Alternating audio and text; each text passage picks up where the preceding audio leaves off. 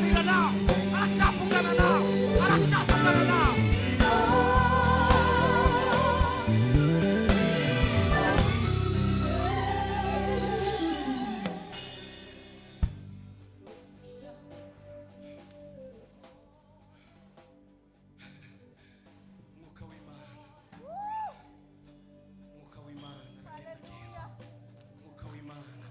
Spirit of God is what's at work.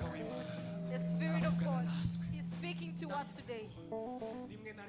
I know some of the times it is very difficult in life, but Christ is at work. He's still healing. He's still redeeming. He's still transforming. He's at work. He's still working. He's still raising people. He is still raising people. He is still at work.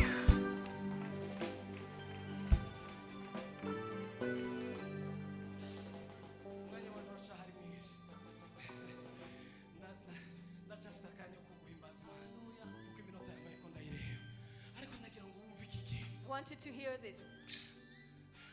Moya chungu jayo maraso ziuko nanje dimo zaja dirimba ugo rukundo tukwize mwisi yose moya chungu Jayo maraso viuko nate dimo zaja diriba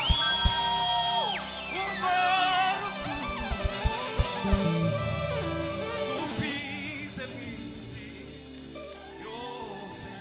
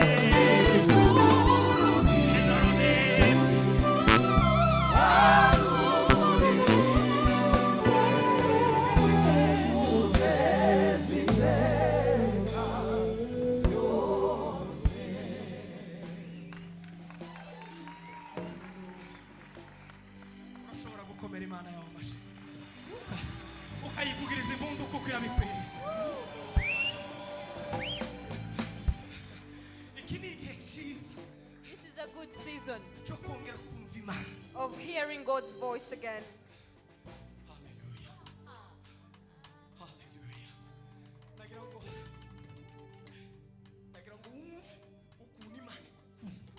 I want you to understand the love of God for you. I love what the Bible says, that from now, from today, you have blessed me. We are not going to focus on generations anymore. Whoever that believes, whoever that believes. umva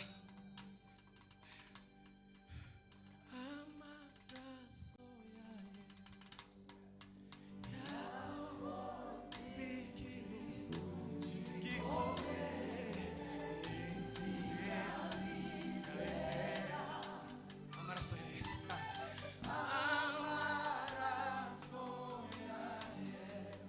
yakoze ikintu gikomeye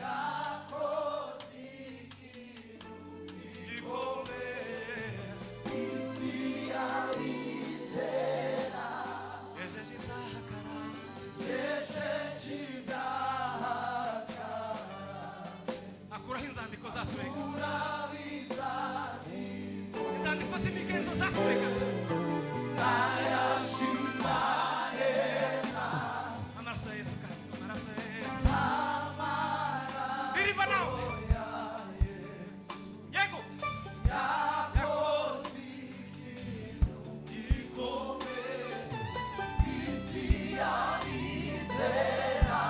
yejeje ibyaha nawe wabivuga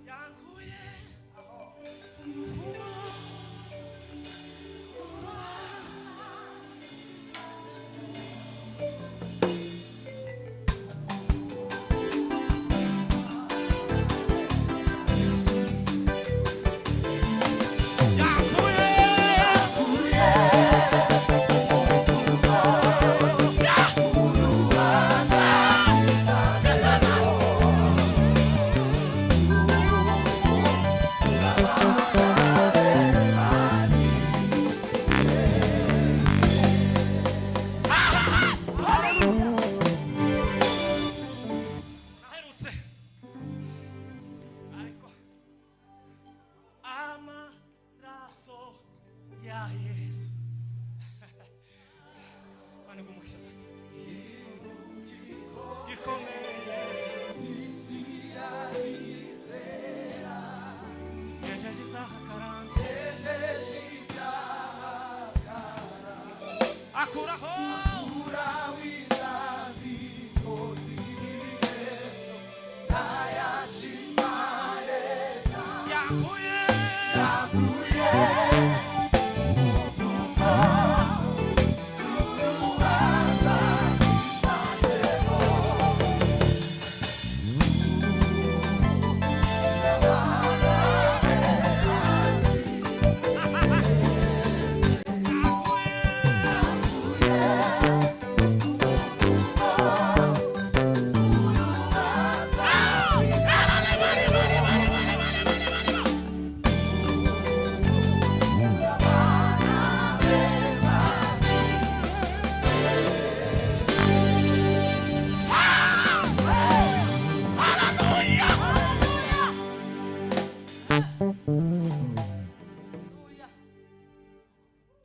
Tuzamurira Imana amaboko tuyahetse.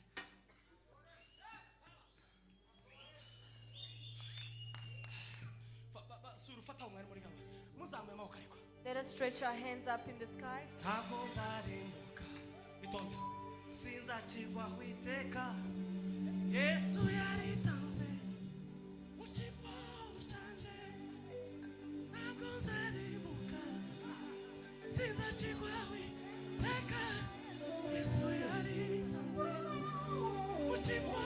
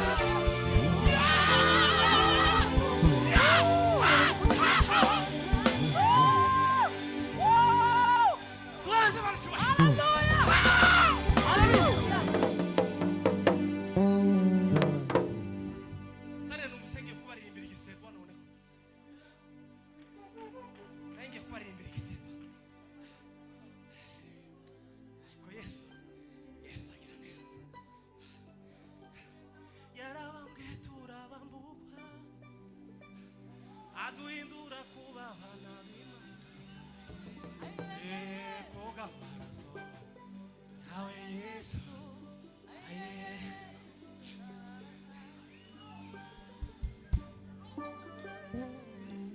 Hallelujah. Shema Yesu. Warakose. Hallelujah. Shema Yesu. Hallelujah. Hallelujah.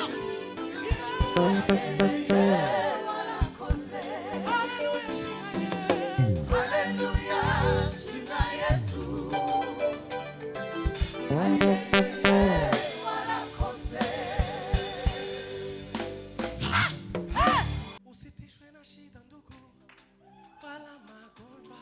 Haguruka none hiriho. Hayo yote ni kwa muda tu. Ni lazima usife moyo. Umwamini Mungu wako. Anaweza kukufanyikisha.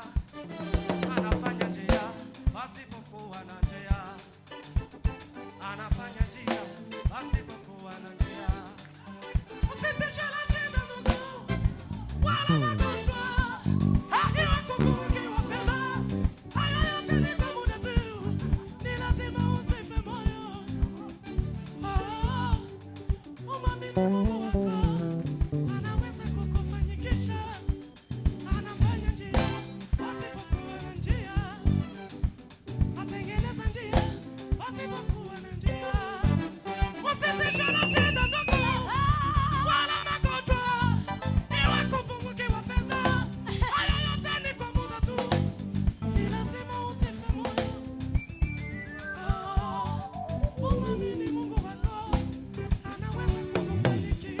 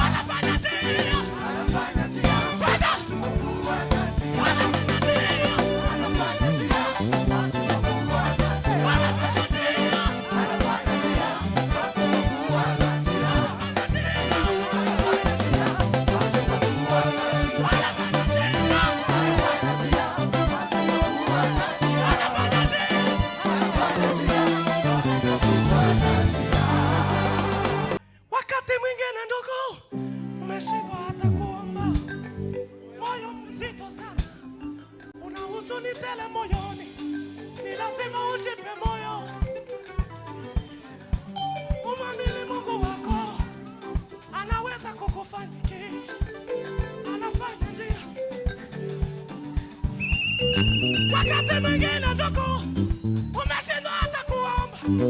Moyo mzito sana, una huzuni tele moyoni. Ni lazima umwamini Mungu wako.